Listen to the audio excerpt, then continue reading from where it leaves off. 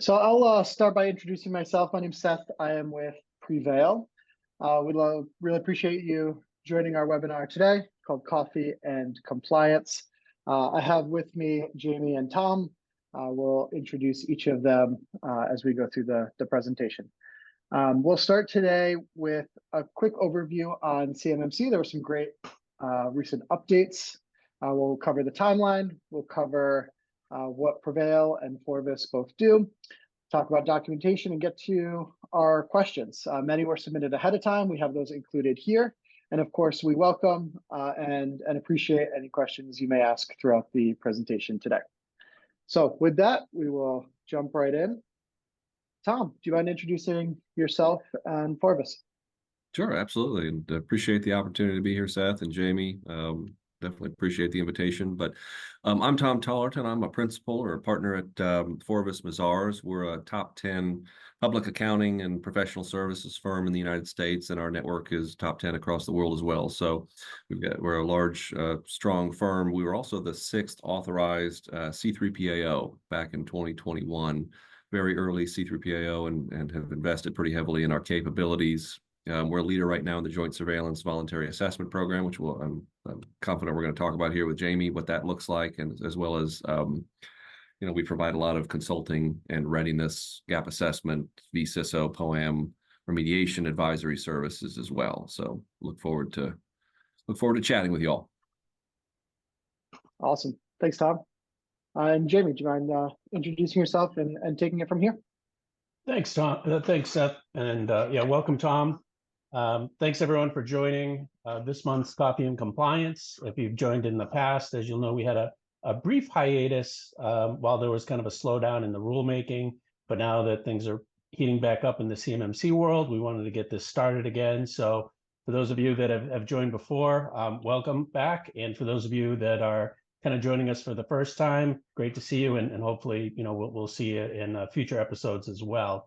I'm Jamie Leupold. I'm the Director of Channels and Alliances here at PreVeil. I'm also a CMMC certified professional. And again, this is Coffee and Compliance. I am glad that I'm currently still drinking my iced coffee up here in New England, where we're teetering on the brink of moving to hot coffee, but I've just got my trusty PreVeil mug with my iced coffee today. So, and as always, we do offer a $25 Starbucks gift card to the best question. You can submit questions through Q&A here today. We have had some that have been previously submitted that we'll be sure to get to. Again, the topic today is going to be getting assessment ready, getting your documentation assessment ready. But you can ask, any questions, and we'll answer, as many questions as time allows for. Just real quick, for those that don't have a background on PreVeil, we are primarily a platform for storing, sharing, and transmitting CUI, compliant to meet all of the requirements for CMMC, NIST, ITAR, DFARS, and other highly regulated industries.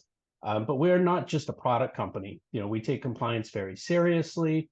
And as we'll get into when we're talking more and more about documentation, we also provide a lot of documentation support, both from pre-filled templates as well as our consulting around our documentation.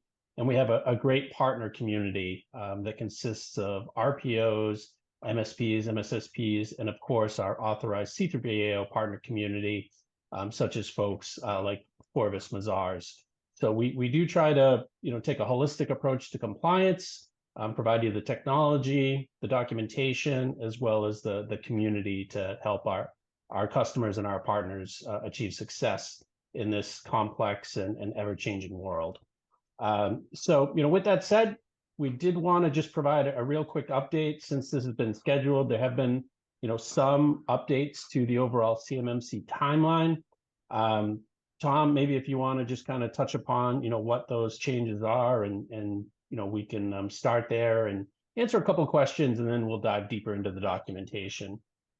Sure. Yeah, happy to touch on this and the timeline. The event that you're kind of referring to is last week. We saw the 48 CFR rule released. It's in a comments period right now, so it's not published as final, certainly, but It's the rule. There are two rules. There's a 32 CFR rule, which is effectively the CMMC program, its design itself, if you will, the levels, the expectations, and so forth. And then the 48 rule, which is the implementation of requirements of CMMC as it will be implemented in contracts. And that's what was released last week. I think it was August 15th, if I recall correctly. And so that rule that came out, I mean, I don't think there were a lot of surprises in that rule that was published last week, but it talks about the certification requirement at the time of contract award. So you have to have it in place. So that was expected. That's the whole impetus for the program. It talks about the flow down requirements. It talks about how the contracts will have the clause in it, and then it's up to the contracting officers to make sure that certifications are in place with contractors as well. So, and it also talks about I think the affirmation program, which is something important, an annual ongoing affirmation by executives within contractors. So just some things for how the program is to be rolled out.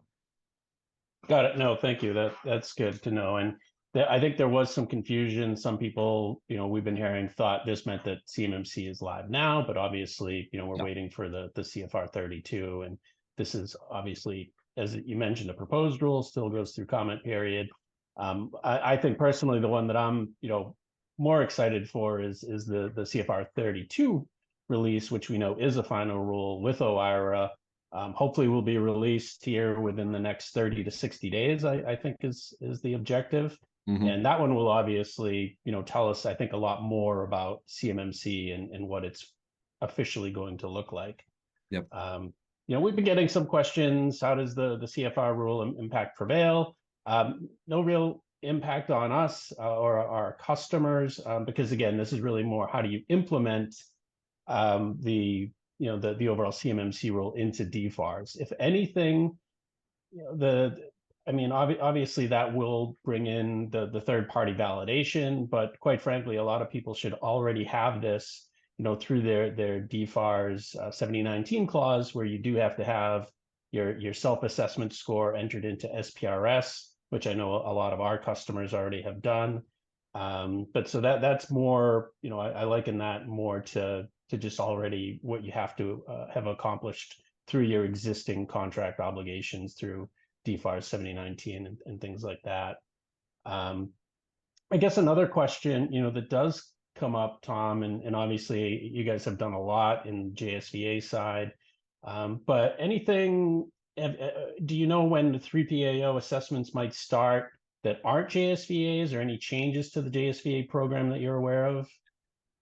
I don't anticipate any changes to the Joint Surveillance Voluntary Assessment Program, which is essentially the early adopter program, if you will. It's not a CMMC certification, but it is expected to lead to the certification, roll into, if you will, into the certification. So no changes there. As far as assessments to be conducted without DCMA's DIBCAC and without the JSVA component to it, I sort of, as the rule gets pushed out, so does the actual implementation of the rule. So at this point, we were kind of expecting late Q1, early Q2 for C3PAOs to be able to go out and do these assessments based upon the rule, final publication, but it's now looking probably like, based upon the rollout in the proposed rule, rollout schedule, probably closer towards the summertime, mid-year timeframe, if you will. So it just kind of continues to trickle forward. But now that these rules are, have been published and are out there for comment and being reviewed by OIRA, et cetera, I mean, the program is moving. So we're now definitely seeing, light at the end of the tunnel, that this will be final here sooner rather than later. Is it possible, Tom, that once the CMMC, once the CFR 32 is final, that C3PAOs will be able to do assessments on their own, or you think it'll still fall under the JSVA until the Title 48 is final?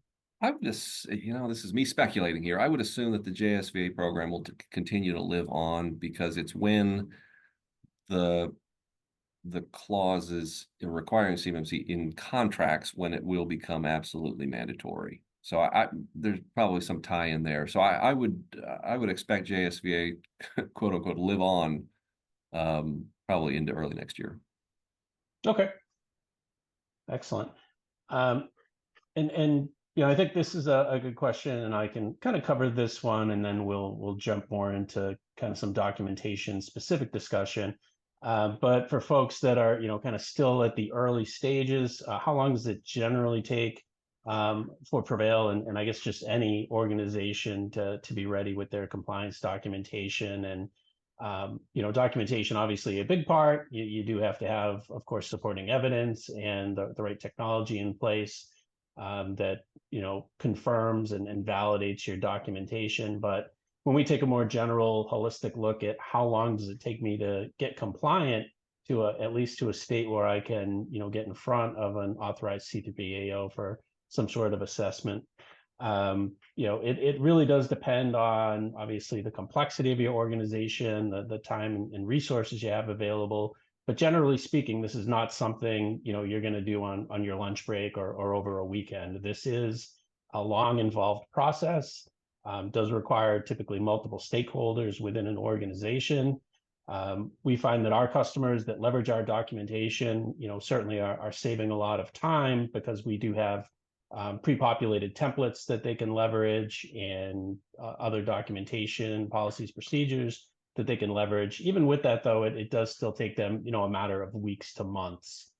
So if you are just starting out in this process, you don't have any documentation templates ready yet, it's going to take you quite a bit of time, and the clock has really already been ticking for a while. So certainly, if you haven't started, you should be getting started ASAP. PreVeil, does have a lot of different ways we can help accelerate that journey, but ultimately, there is a lot of work to be done when it comes to compliance. So let's just talk a little bit more, specifically about documentation as opposed to technology or other things like that. If we go to the next slide, and of course, these are kind of some of the sample things that we offer, but regardless of, where you're getting your documentation, it's going to have a similar look and feel. And Tom, obviously you've done a lot of assessments. I would love to hear from you, when you start kind of the interview process with an organization that's either seeking assessment, JSVA, or just wants to, do something like a readiness assessment.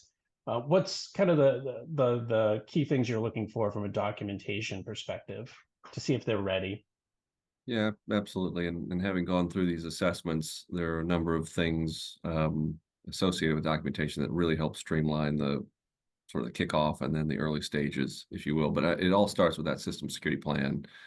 I'm sure most of your attendees are probably aware of that having a document that outlines how you specifically address all of the requirements of NIST SP 800-171 is the cornerstone document. So having that document prepared is critical to even starting an assessment. And then, if you have POAM, you can start an assessment with POAMs in place. So you don't have to start a JSVA, you don't have to start and won't have to start a CMMC assessment with a perfect 110 score. Ideally, you want to go in fully ready, but knowing that there might be something that you have to address. We've dealt with scenarios where there are POAMs in place. So having those clearly outlined as well, your plan of action and milestones, what gaps, deficiencies you may have, how you're going to address those, and the timeline for remediation, responsibility for that. Timeline has to be within 180 days, but having that documented, that's a critical component as well. And then data flow diagrams, I would say, is probably the third leg of the stool of mandatory documents to get started, clearly outlining, your CUI assets, the systems that handle CUI, the data flows, how that comes into your environment, how it comes out, drawing your boundaries of that environment, your associated systems, things like security protection assets, SPAs, where those sit, how they play in, and then third-party involvement as well. So if you have external service providers as well, what their roles are. So having those kind of delineated in a data flow diagram, network diagram is extremely helpful. And then on the screen, obviously, any supporting documentation like procedures, system security plans often will point to external policy and procedure documentation, which is fine. It kind of helps, more fully paint the picture and provide details about operation of controls. But definitely having all of those documents ready to go for the phase one, if you will, of an assessment is paramount. Thanks, Tom. And hopefully the folks that are on the call today have some sort of system security plan in place. As you mentioned, it's kind of the fundamental document that you really do have to even start your compliance journey. I would ask you though, Tom, what are some of the characteristics of a good system security plan? And conversely, what are some of the things you've seen that maybe are not so good? I had one story where somebody tried to create a system security plan in a PowerPoint. Not one of our customers. This was just anecdotal, but I thought that was probably an example of a bad system security plan. But we'd just love to hear, what's good, what's maybe not as good, and some of the lessons learned. Yeah, that's a great question. I mean, and sometimes it does depend upon size and complexity of the organization, how detailed and how lack of a better expression, how long the document will be. And that's okay. But what you really want is concision. So when we do this assessment, it's not an audit, it's an assessment. Effectively, all we want to know is what the operating control is that is designed to meet the requirement within your organization. So I guess more directly to your question, sometimes getting too deep into the weeds of the operation of a control, describing too much detail, too much configuration language, for example, sometimes can be a disadvantage because oftentimes, some details change, as organizations change. And so there's risk of having inaccurate system security plan, which is not something that you want. But at the same time, you don't want it to be too simple to where you're, I don't know, sort of just repeating what the requirement is or starting a sentence with the requirement and then finishing the sentence with some simple statement of what technology you have in place. So there's a delicate balance. You want to be clear and concise, but you also want to provide enough detail so that when an assessor starts the phase two of an assessment, where it's an actual walkthrough, taking a look at the operation of a control, they know exactly what to look for, what technology they'll encounter, et cetera. Great. Would it make sense to maybe within your system security plan, kind of when you get into those technical details, to point to other documents that are maybe kept up a little bit more up to date so that you're not always having to change everything in the SSP, you change the supporting documents instead? Exactly. Yep. We see that in larger, more complex organizations for sure. Okay, great. Mm-hmm. And any I guess kind of mistakes that you've seen with an SSP? Oh gosh, that's a good question. Yeah, I mentioned a second ago, we have seen situations where SSPs weren't fully up to date and accurate. And sometimes documentation can be easy to update if the control is in place and effective, but you don't want to get into an assessment and have an assessor start to pick at and poke holes at something, and find out that the actual operation or implementation of the control is different, because then that sort of opens up the assessor's mind to, okay, well, this was inaccurate. What else is inaccurate? We probably need to dig into this a little bit more. We'll look at other controls. You want to make sure that you've got accuracy as the top priority.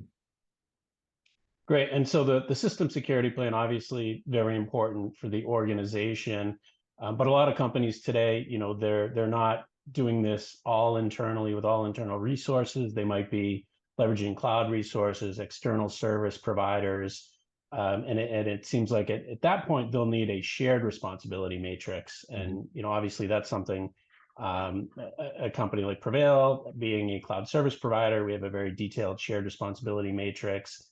Tom, I'm just wondering, I would assume that's probably a pretty important document or a set of documents that companies would also have if they are leveraging third parties. Absolutely. And especially in this joint surveillance period where there's, third-party service providers don't have CMMC certifications of their own for a C3PAO to rely upon for the contractor. But essentially the shared responsibilities matrix is designed to clearly delineate who is responsible for the operation of a particular control that's designed to meet a requirement. So it goes through all 110 requirements and then outlines, okay, this is the responsibility of the service provider, or this is the responsibility of the contractor. And then that allows the contractor to know where to look for walkthroughs and documentation and so forth. Ultimately, the expectation is that third parties will have, if everything goes right over the next several years, third parties will have their own CMMC level 2 certification or certification at the appropriate level for the contractors that they serve. Or if they're a cloud service provider, they will have their FedRAMP moderate equivalency, which is, that's still kind of being hashed out and clarification around the memo, the FedRAMP memo, which we won't get into today. That's still coming out. But ultimately, whether or not, it's a joint surveillance assessment going on right now, a future CMMC assessment, when that program is finalized, the shared responsibility matrix helps the contractor themselves make sure they fully understand, all right, this is our responsibility and this is what our service provider is handling. So it's absolutely a cornerstone document when using service providers. Probably makes sense for any OSCs that are using third parties today to ask those providers for their shared responsibility matrix, because in some cases they might not even have those today, right? Those conversations weren't as important until the rules started coming out the way they did. Yep. Excellent. So good advice there. I will just add, since you mentioned it, FedRAMP moderate equivalency, PreVeil, we were kind of at the forefront of this. We were the first cloud service provider to be deemed FedRAMP moderate equivalent by the DoD, by DIBCAC, by the by the PMO of DoD for CMMC. And so we can talk a little bit about what FedRAMP moderate equivalency means. I know there's some discussion it may change, but as it currently stands, as we've gone through several JSVAs successfully, it is a beast. There's a lot of documentation that you have to provide. It is all detailed in the memo. If anyone hasn't seen the FedRAMP memo, I believe we do have links to it that can be found on our website. But it's a lot of documentation. We have a team that's dedicated to maintaining that documentation internally, as well as sharing it out with our customers as needed. And we've shared it out at least a few dozen times now. But so, yeah, we hope that they simplify things, but as it currently stands, it's a lot of documentation. And Tom, I don't know if you've ever seen it. I think we've shared it with some of your team members. We keep it very close to the vest because a lot of sensitive information in there. Mm-hmm. But if you are working with I guess the point is, if you are working with a CSP and they don't have an ATO and they are claiming FedRAMP moderate equivalency, make sure they have that very detailed body of evidence. Because if you go for an assessment, at least under the current rules as they stand, you will need to provide that full body of evidence. And ours is, well over 1,000 pages. FedRAMP is definitely different than CMMC, and there's a heavier expectation for cloud service providers for sure. Certainly is. So I think at this point, I know we've got a few questions that were sent in. We're getting some questions that are being sent in live. Yeah, maybe Jamie, there's one question I think relates to this slide, if you don't mind taking it before we move to the general Q&A. Abdullah asked, does PreVeil's pre-filled documentation cover the 328 assessment objectives? Oh, that's a great question. Yeah, absolutely. And I'm sure Tom will validate this, but yeah, our documentation certainly does. Our shared responsibility matrix actually goes down to the assessment objective level as well. Our SSP does. And that's a great question, actually, because yeah, a lot of times providers, they'll focus on the 110 controls in 80171, but ultimately, the assessors are looking for those 320 assessment objectives. Tom, anything to add there? Yeah, I mean, obviously we've done a number of joint surveillance, and PreVeil's solution has been involved. So, and from we've had, I will say they were successful assessments and met the requirements. So yeah, I would agree. Great.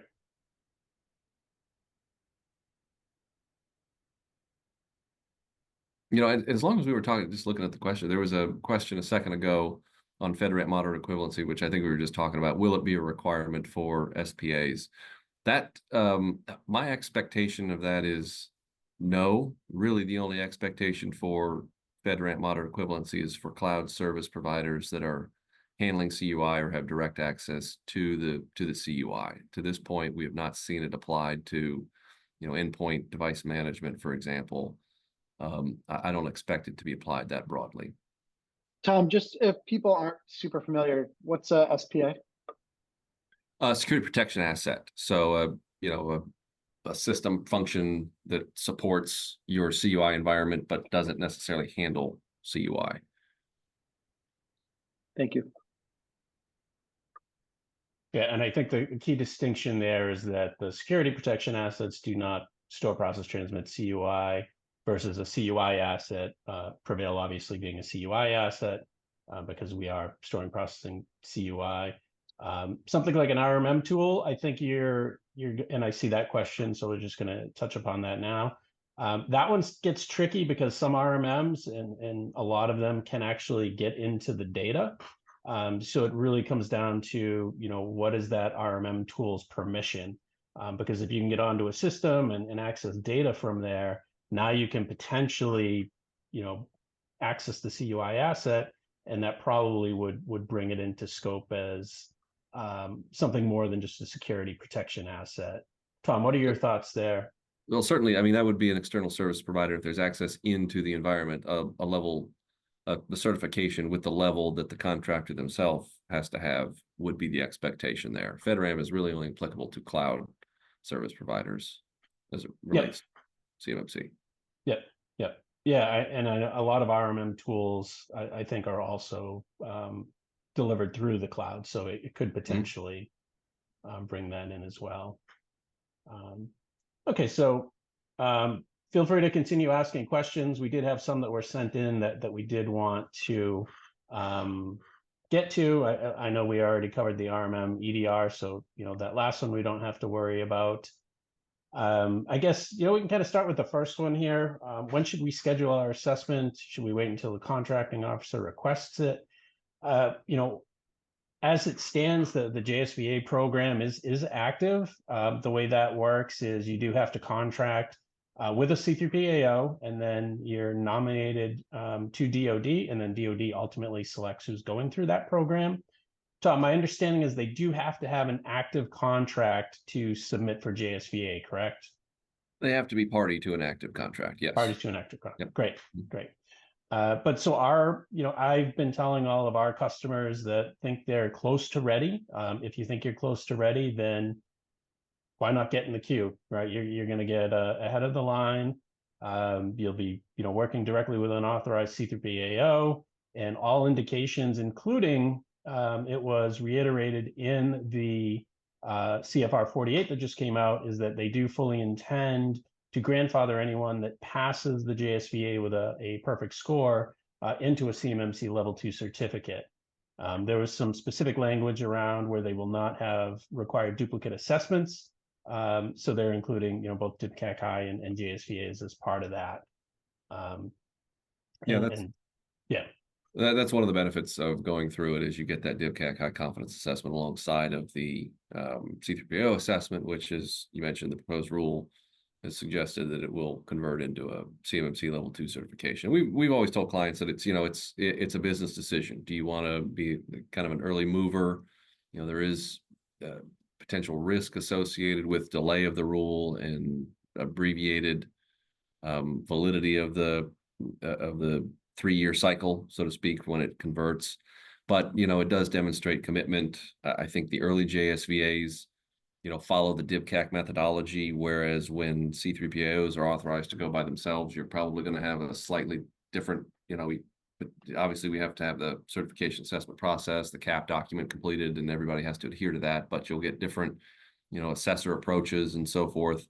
So there's some consistency to it right now that might not be there when it's just you pick a C3PAO yourself.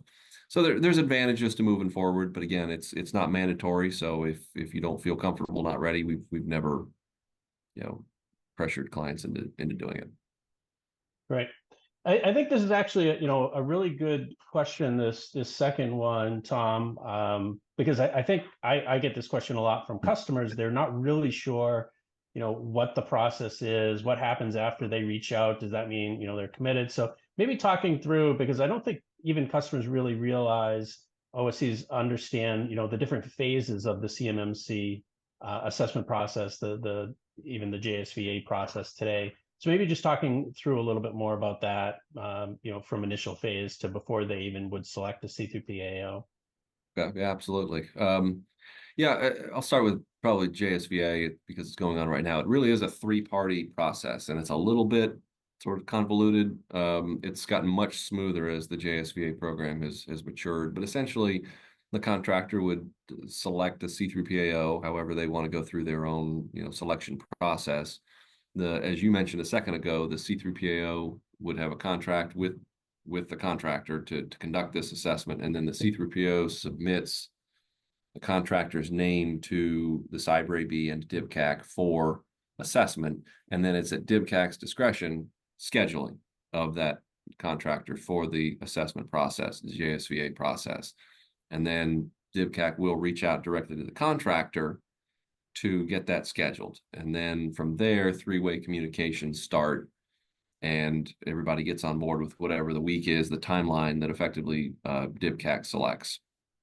And so the assessment itself is really about a week long.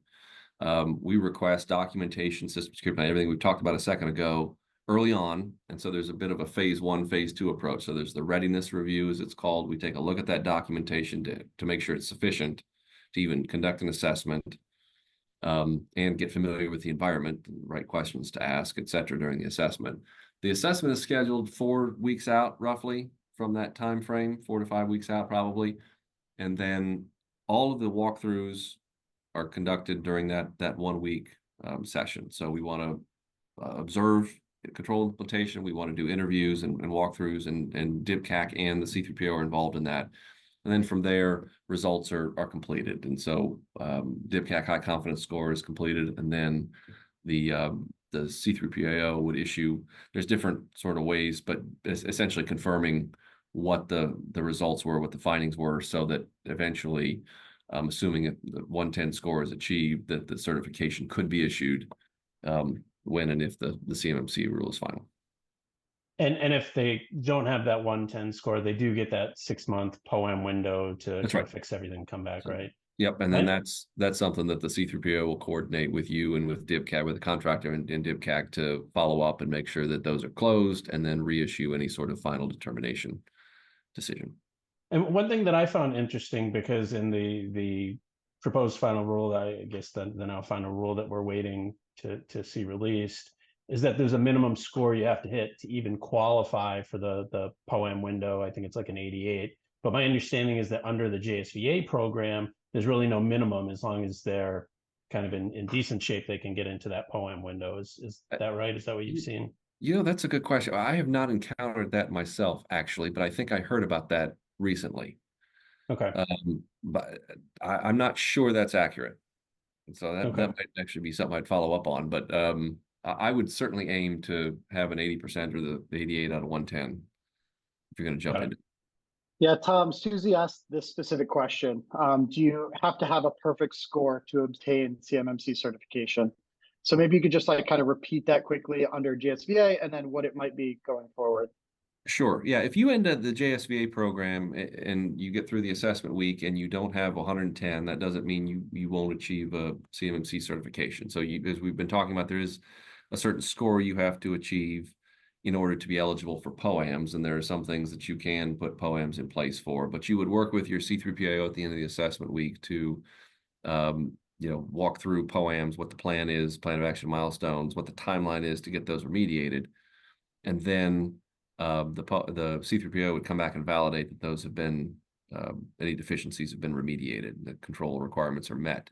That can be 3 weeks, 3 months, but up to 6 after the assessment. And then final determination would be reissued, or I guess the final determination would be issued at that point. So it is possible to go through both JSVA and the CMMC assessment, but in order to get, I guess, to answer, make sure I clearly answer, to get a CMMC certification, the rule indicates you will ultimately need to have a 110 certification, or excuse me, a 110 score using DoD's methodology. Thanks, Tom.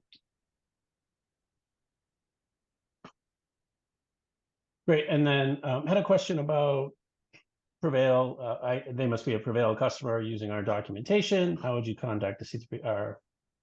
how would they find a C3PAO? So that's a great question. We actually have a preferred C3PAO network.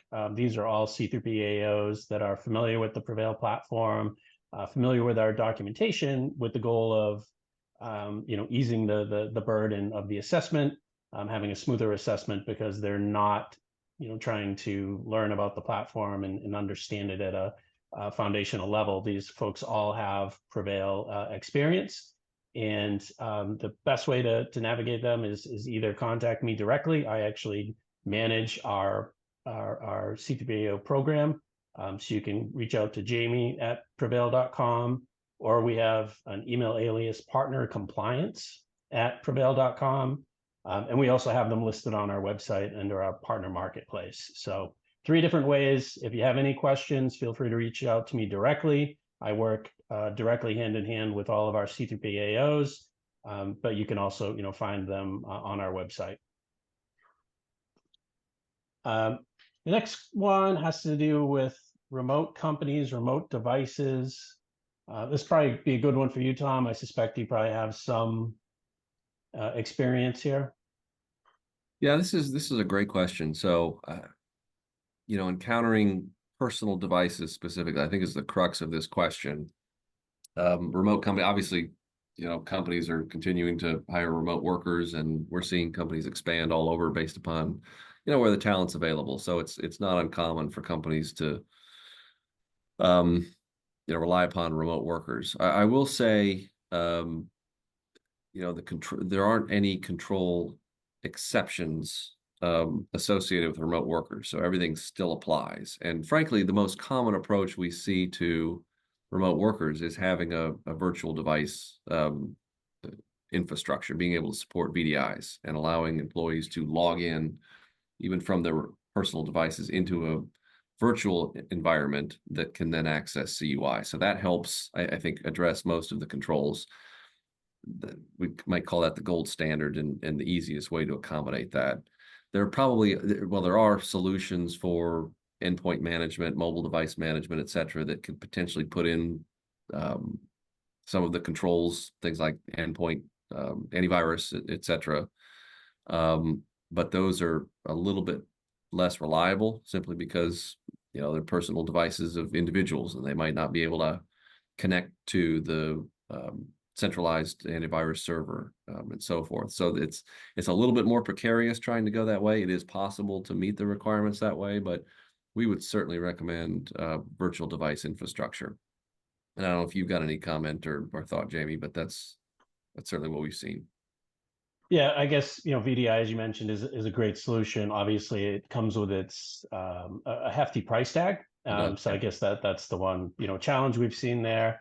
And just in speaking with other organizations, that can't go that route, I think what they're trying to do is just use some sort of mobile device management and lock down those devices to meet the equivalent of whatever, if they have any on-prem security, what that would look like, kind of matching the alternative worksite controls under NIST 800-171. And then I guess the second part, what kind of reports, policies, procedures need to be in place for mobile device management? I mean, obviously having that part of your system security plan, clearly documenting what the solution is, how it works, and then, mobile personal device policy as well would be helpful to the assessor. But yeah, as far as reports are concerned, what we would want to see is the inventory of managed devices, assuming that there's some level of management in various endpoint management systems. We would walk through that during the assessment week. So we typically don't ask for that sort of thing up front, but that would be something we would want to walk through during the assessment. Great. Next question. I'm assuming this is one that I get a lot, seems pretty popular these days, is this must be NIST 800-171 Rev 2 versus Rev 3. As we know, NIST did release 800-171 Rev 3. However, and at the time it was released, DFAR 7012 did say that you had to use the current version of NIST, which a lot of people thought, okay, that meant we had to move immediately to Rev 3. And then the challenge there, of course, being that CMMC is all based around Rev 2. I guess the nice thing there is the DoD did put out a memo and it clearly stated that for the foreseeable future, Rev 2 would be the version that they were going to use.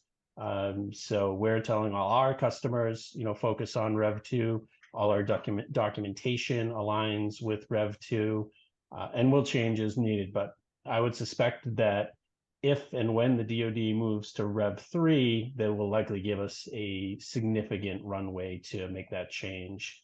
Yeah. Anything I missed there, Tom?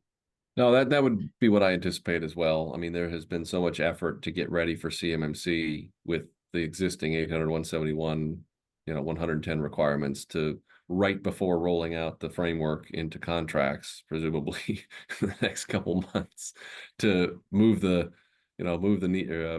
goalposts. Would be I think a terrible move. So I would anticipate that there's going to be some runway to Rev 3 because there are some fairly significant changes to it. Yeah, and another thing that was pointed out to me, which I found really interesting, is that if you look into all of the cost estimates built into CMMC, they're all built around Rev 2, and that means there's no additional cost to the end customers, right? That's a fair point. Yeah, absolutely. Yeah, in theory, there's no additional cost besides the assessment, but that's a story for another day. Yep. But so if they do move to Rev 3, now they would officially have to go in and revise those cost estimates, because certainly adding new controls, is going to increase costs. Yep. Absolutely. Right. So I think that's all the questions that we had written down. We do have several questions that have come in. Yeah, maybe if we could just kind of take these a little rapid fire, yeah. if that might be okay with you guys. Yep. Awesome. I think that makes sense. Tom, first one for you from Colin. Within an SSP, what constitutes does not apply? My company does not have wireless on our corporate network that handles CUI and is segmented on a separate network to serve guest users. We believe this would constitute a does not apply for 3.1.16. Would this be accurate? Or Jamie, I guess whoever would like to take that. Yeah, if that environment is clearly carved out, there's segmentation in place, so there's no access between the environments. You can't get to your CUI environment, for example, from the wireless network. Then you can carve that out as what they call a risk managed asset. So you want to clearly delineate that it's there in your system security plan, but the controls would not apply to it, to that particular environment. Great. Thanks, Tom.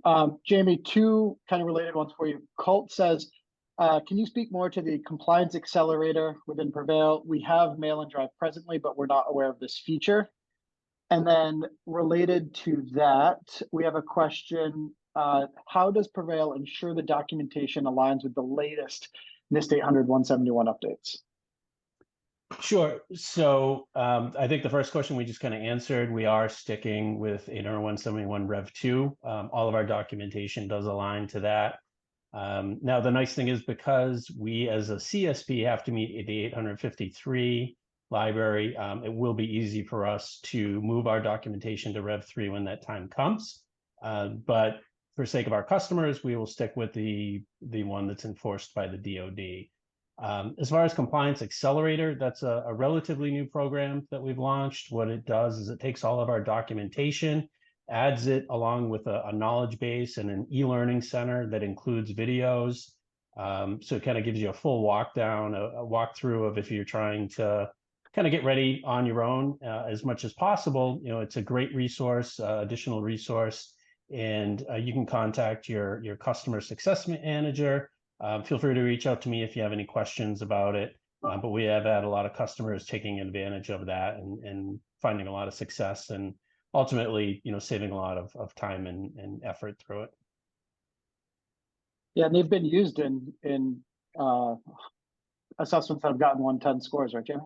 Yep, our documentation absolutely has, and yeah, we've had customers that have gone through our all of our training programs as well. Yep. Awesome.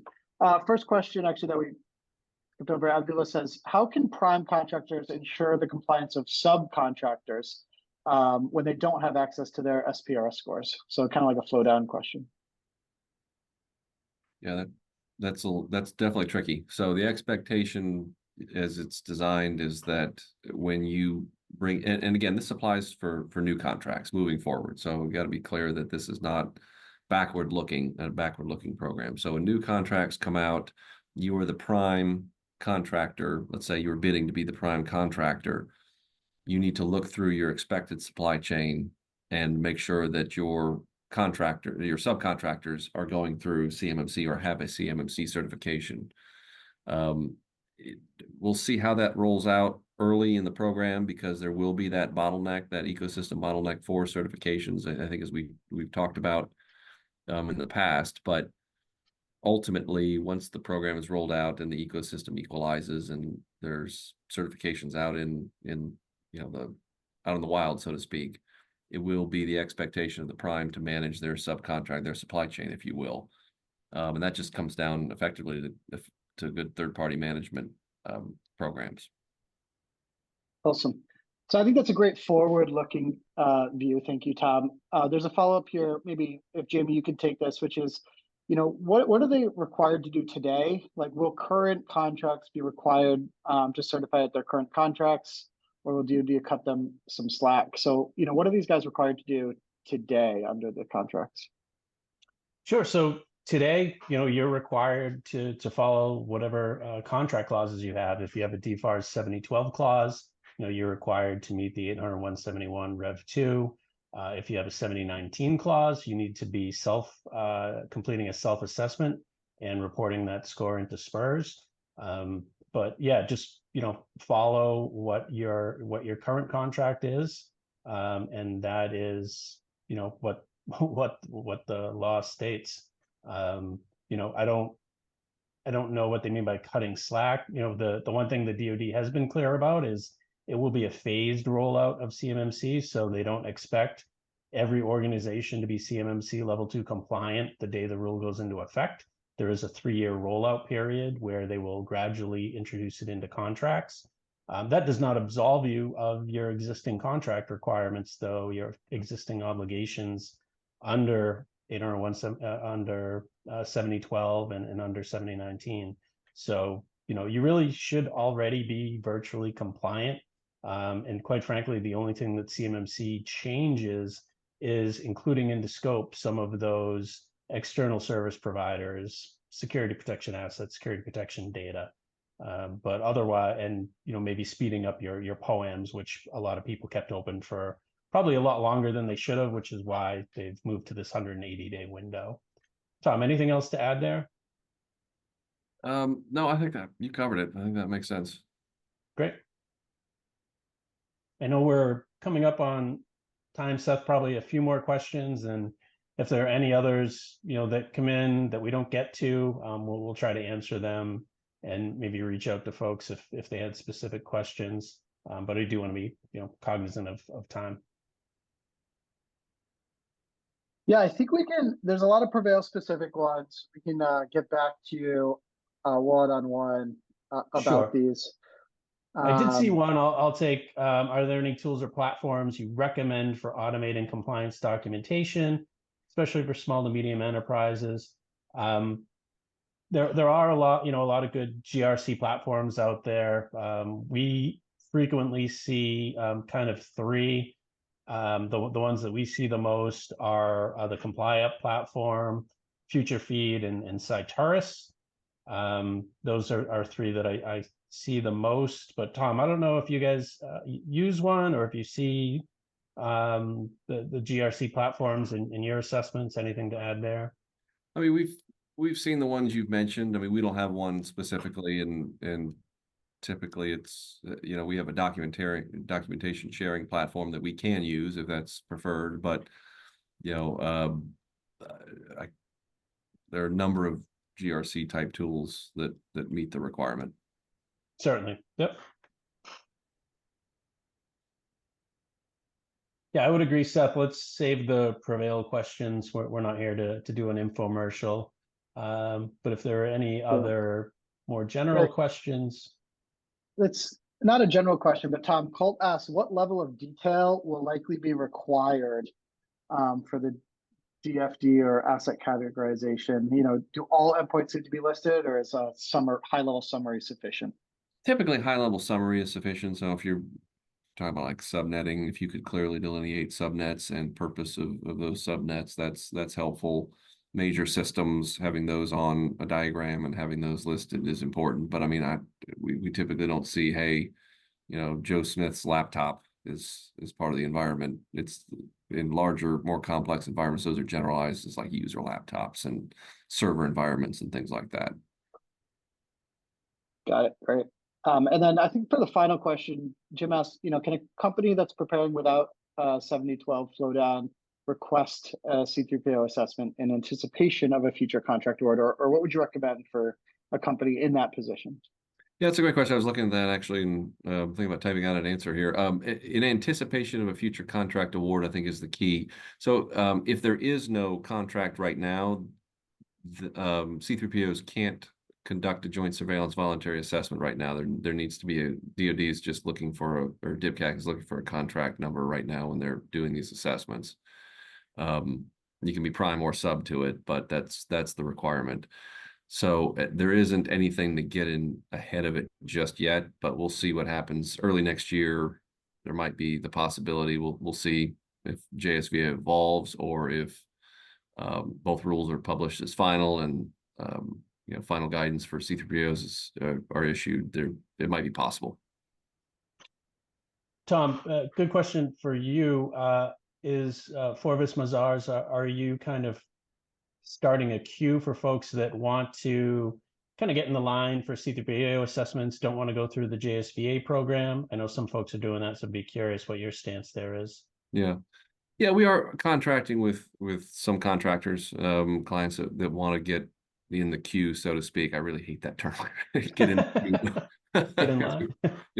Try not to generalize like that, but yes, we've invested pretty heavily. We're starting to see some some prioritization, clients that want to prioritize this and want to be ready to go as soon as it's final. So we've built the team, continue to train our folks, and want to make sure we can accommodate the volume that we think is out there. So certainly something we're doing right now, and happy to have conversations if that would be helpful. Great. So I mean, I think it's certainly pertinent to folks like this that don't have an existing contract. You'll find a lot of managed service providers that need to be ESPs. They'll probably want to be in the early days of getting certified because they'll be the bottleneck then for their customers. So something else to think. So I think we're wrapping up now. We appreciate all the other questions. If anything else comes up that we can answer, we'll be sure to reach out to folks. Our contact info is there, and then as always, Tom, really appreciate you coming on, sharing your expertise and all the experience that you've had through the JSVAs and through the various assessments that you've done. Hopefully this was helpful for folks. But before we end, we do have to ask you, Tom, you're going to pick this month's winning question. I know we had a lot of them, so normally I would kind of go through, but we had so many, I'll just let you kind of pick whichever one, and maybe Seth bring up the previous question slide to give Tom a few more to choose from here. So you've got all the ones that came in live and the ones that were submitted ahead of time. Yeah, if I'm thinking through kind of the ones that we've addressed, I mean the remote employee question I think is a great one. Just trying to make sure that all employees are covered. A unique situation with personal devices involved. So I would say that's something that we've got to put some thought around. The contractors need to put some thought around as they prepare for certification, because that's certainly something that will be somewhat challenging in achieving compliance. So that would be, I think it's that orange one there. Excellent. Yep, I got that. I noted that. So thanks, Tom. Seth, if you can make a note on that as well, we'll be sure to send out the gift card to that person. And maybe just finish with the contact info. Really appreciate everyone joining us this month. I suspect we'll get this back on a monthly rotation now as more and more CMMC news is hitting. I'm excited to get this going again, and hopefully we'll see everyone next month. Tom, any last words? Certainly appreciate and honored to be here, and honored to be part of your network of C3PAOs. CMMC's been a journey for a number of years, and light's finally here at the end of the tunnel. So please do reach out if you've got any questions. Always happy to serve as a sounding board, and yeah, look forward to the rules. Excellent. Thanks, Tom. Thanks for your support, and thanks everyone, and thanks Seth, and we'll close it out there. Yeah, my pleasure. We'll be sending out an email with this video, and you can respond with any questions to that as well. We'll get them answered. Thank you so much. Fabulous. Thank you.